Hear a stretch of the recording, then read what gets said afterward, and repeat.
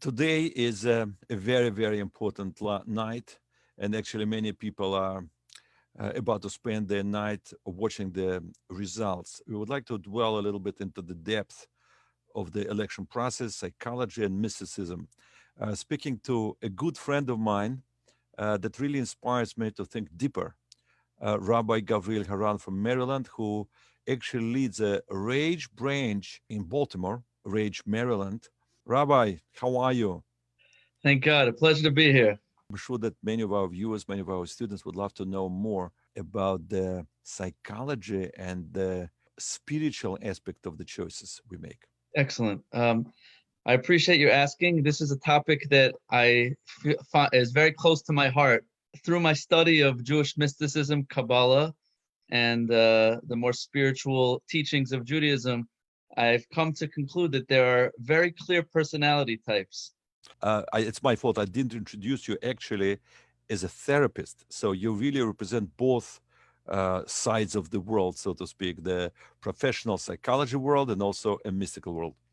Right. Please. So I personally grew up pretty left leaning in my family, very liberal, and I really couldn't even conceive of having even met a Republican. I grew up in Manhattan, the Upper West Side of Manhattan, and everyone in New York, for the most part in Manhattan, is a Democrat. So as I began to explore the world, I traveled extensively. I became more observant, and I became exposed to other ways of thinking. And something that I learned from Gemara learning, from Talmud learning, is to try to get out of the emotional attachment to to what we feel connected to, and try to find a more intellectual, higher position. So I think that's the discipline that's taught in yeshiva learning. So actually, I'll share with you an amazing thing that. So I developed an idea several years ago. I was listening to the news, and I listened to Fox 5, and I listened to NPR, and I couldn't believe it. They're talking about the same world and completely different languages, completely different understanding of reality. I said, how could it be? How could it be that groups of people can see the world completely differently? And I realized that there is personality trait, and according to Kabbalah, there are two primary personality traits. I'm sure you're familiar, Rabbi, with the idea of Chesed and Gevurah. For those of you who may be familiar with Eastern religions, there's something in Taoism and Chinese philosophy called yin and yang, which is two different energies with which the world is made up. So in Kabbalah, it's called Chesed and Gevurah, which means kindness and strength. And these correspond almost identically to the liberal personality versus the conservative personality.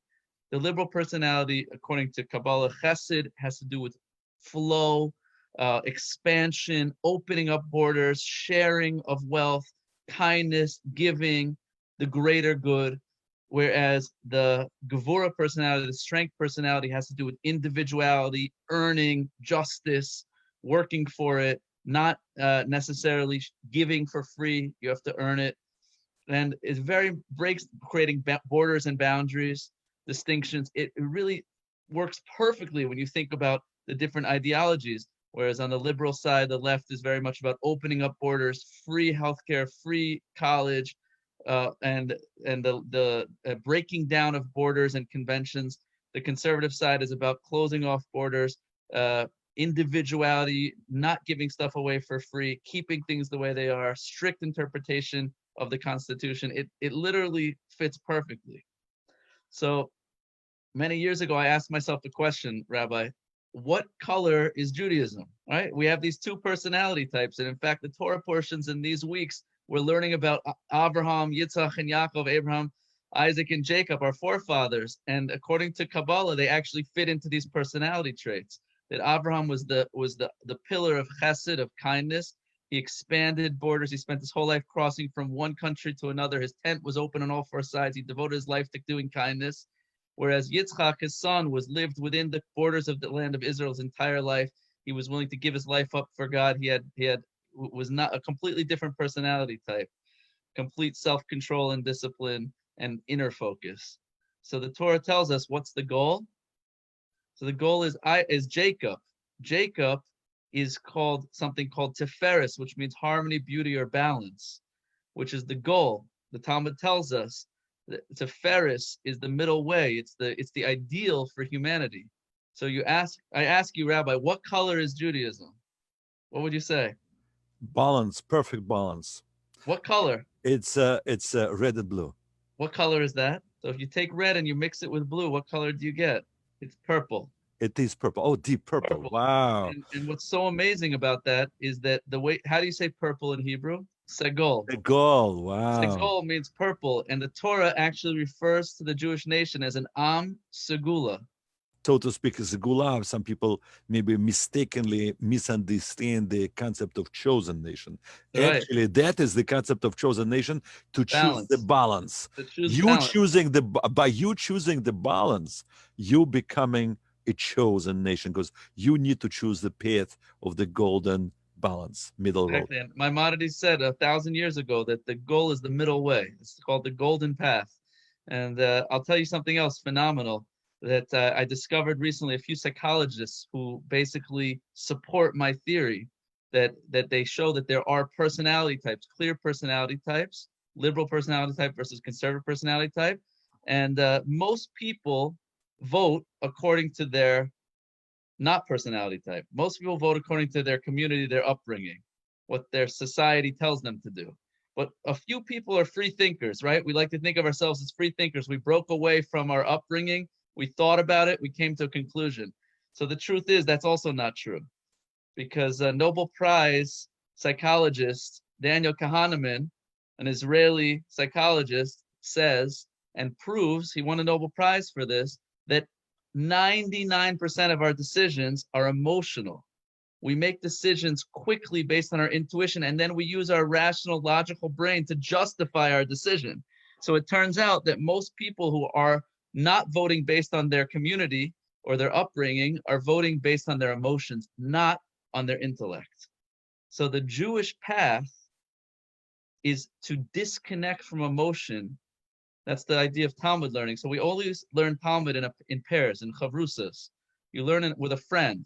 And the idea of learning with a friend is that you both see things differently and you challenge each other. And the ideal friend to learn with is someone who has the opposite perspective of you. So if you have a kindness, chesed personality, a liberal personality, you should learn with someone who has a conservative personality. And together, you're going to come to the middle way, to the truth. But it only works if you get past your ego. It's not about being right. It's about working together to come to the truth. My perspective is the problem with bipartisan politics is always one against the other, as opposed to fostering an environment where we have to work together to take the strengths of both personality types to work together to heal the society. And to heal the nation.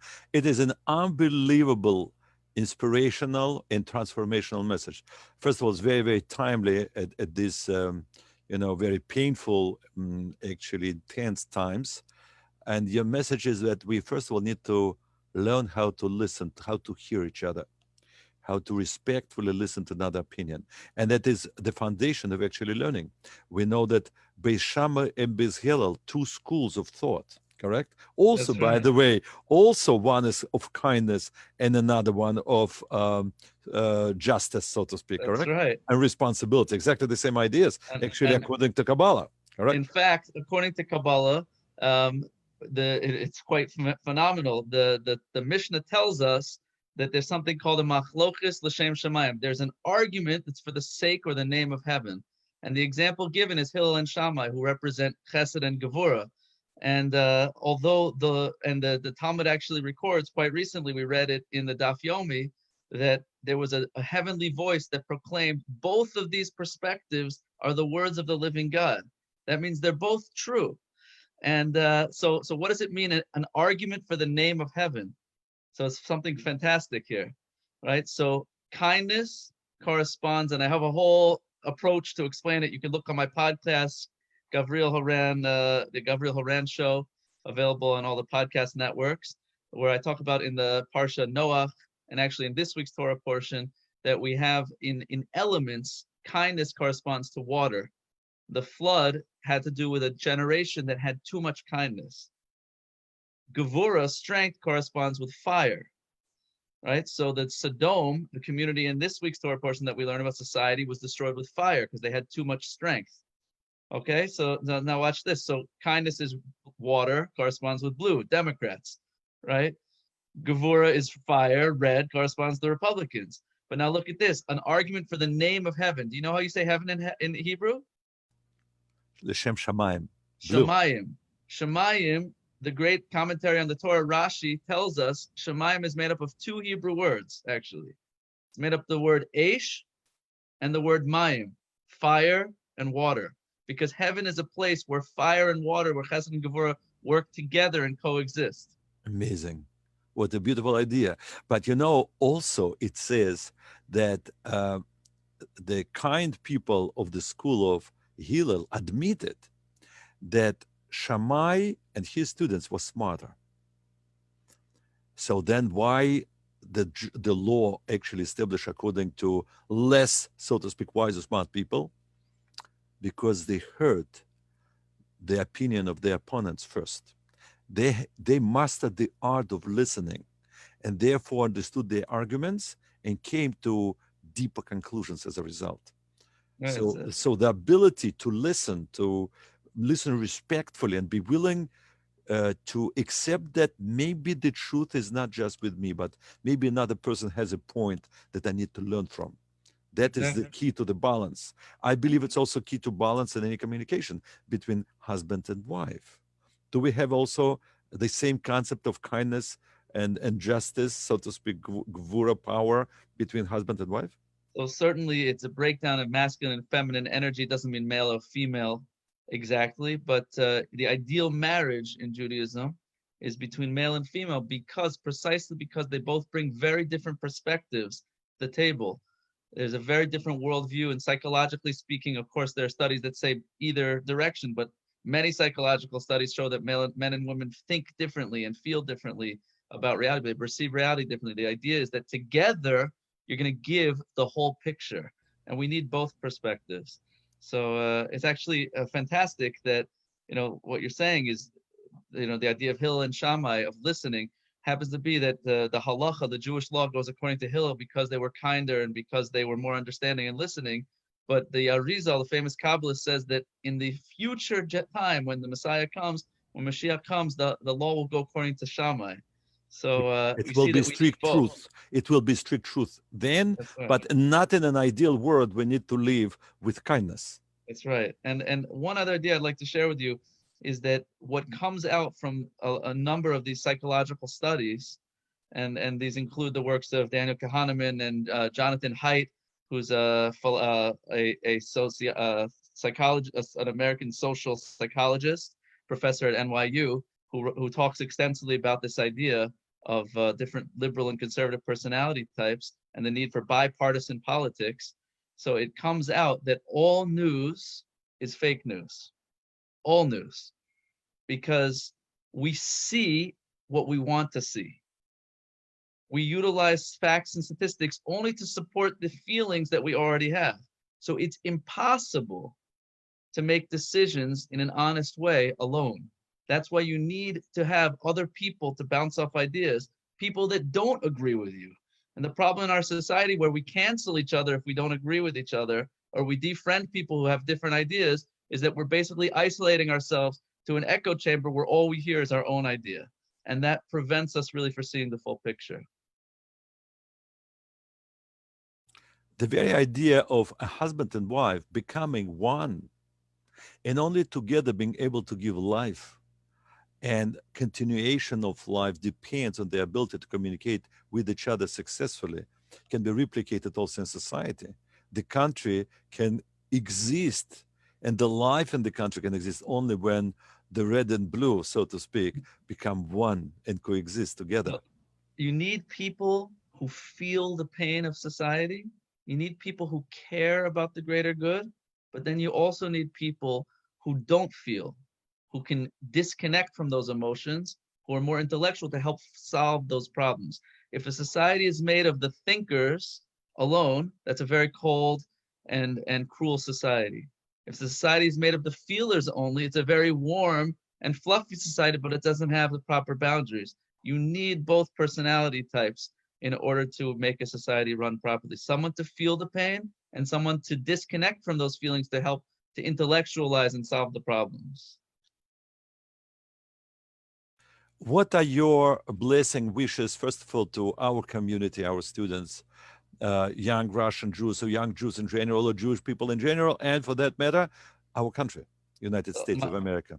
my wish and my hope is that whoever is elected, we can rise above the pettiness and the mudslinging, as we saw even in the debates between the leaders of our country, who speak to each other in ways that are just not appropriate. We need to be bigger as Jews, especially. We need to pave the way of showing that we can have dialogue, and um, we can coexist with people who share different views, and we can learn to respect. And even if we disagree, we can learn to see that from another person's perspective, it makes so much sense. So really, and this is my parting words, is if you think that those who disagree with you, those who share different views, are bigoted, ignorant, stupid, or evil, so you are a part of the problem. Recognize that everyone in the world, for the most part, the majority of the world, are just as well-meaning, caring, spiritual, loving, intelligent, and well-informed as you are. And there's just different approaches to solve the same problems. But most people really care. And if we can connect on that level and recognize the things we have in common, then we can solve the problems. In other words, humility. If we can be humble enough to respect another person's opinion, we can do it. But for that, we need to be confident enough and not to be scared to share our weakness and be vulnerable. That's right. And the Mishnah says in Pirkei Avos, a 3-step formula to becoming a truth seeker, becoming someone who really is living authentically and with integrity. Step number 1 is find yourself a rabbi. Osei lecha rav. Find yourself a rabbi, someone who can teach you values, teach you how to think. And then, konei lecha chaver. Get yourself a friend. Find someone who's different than you to help you to bounce off the ideas, to help you to internalize the ideas, and to call you out when you're not living according to those ideas. And finally, danas kol adam l'chafschus. Judge everyone favorably. Recognize that even with people you disagree, they also, for the most part, 99% of society really and truly cares about the greater good, just like you do. What an amazing message of reconciliation and peace and balance. So in order for us to create this balance externally, we first need to reach within ourselves and to find that very same balance within. So my blessing to all of us, I'm beginning with myself. It's a challenge because sometimes we're caught in the arguments, we're caught in the emotions, especially tonight. So it is such an appropriate, wonderful message at the right time. Thank you so much. And we should continue. Thanks. Thank you so much. Good night. Bye-bye.